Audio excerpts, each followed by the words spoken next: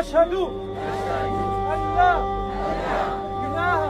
বছরের পর বছর ধরে তারা মাথা নত করত কিছু মূর্তির সামনে, মানত করত পূর্বপুরুষদের আদিম বিশ্বাসকে আঁকড়ে ধরে। কিন্তু সত্যের আলো সামনে আসতেই এক মুহূর্তেই বদলে গেল সব হিসেব নিকাশ।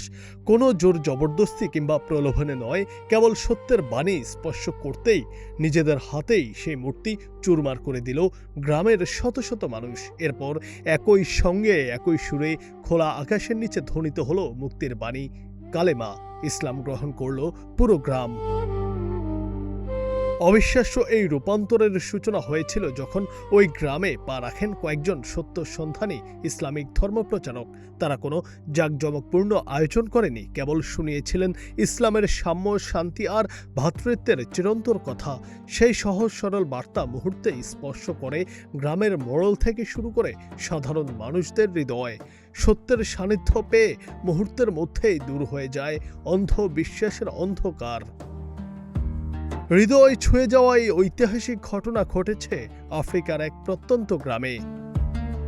আধুনিক নাগরিক সুযোগ সুবিধা থেকে প্রায় বিচ্ছিন্ন এই গ্রামের মানুষগুলো প্রজন্মের পর প্রজন্ম ধরে ঐতিহ্যবাহী পৌত্তলিক বিশ্বাসে বসবাস করে আসছিল।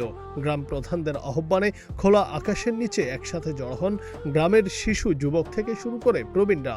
এক সারিতে দাঁড়িয়ে পরম ভক্তিতে সবাই একসাথে কালিমা পাঠ করেন।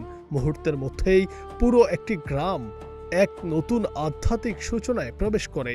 পুরনো বিশ্বাসকে গুটিয়ে চারপাশে ছড়িয়ে পড়ে তাকবীরের ধ্বনি, আনন্দের অশ্রু আর অভূতপূর্ব প্রশান্তি। ক্যামেরায় বন্দী হওয়া এই অভাবনীয় দৃশ্যটি সামাজিক মাধ্যমে ছড়িয়ে পড়তেই নেট দুনিয়ায় ঝড়ের সৃষ্টি হয়েছে। কোটি কোটি মানুষের হৃদয় ছুঁয়ে যাওয়া এই দৃশ্যটি আজ প্রমাণ করে সত্যের সন্ধান পেলে মানুষ কিভাবে অন্ধবিশ্বাস ভেঙে এক নতুন আলোর পথে হেঁটে যেতে পারে। News desk, grain TV digital.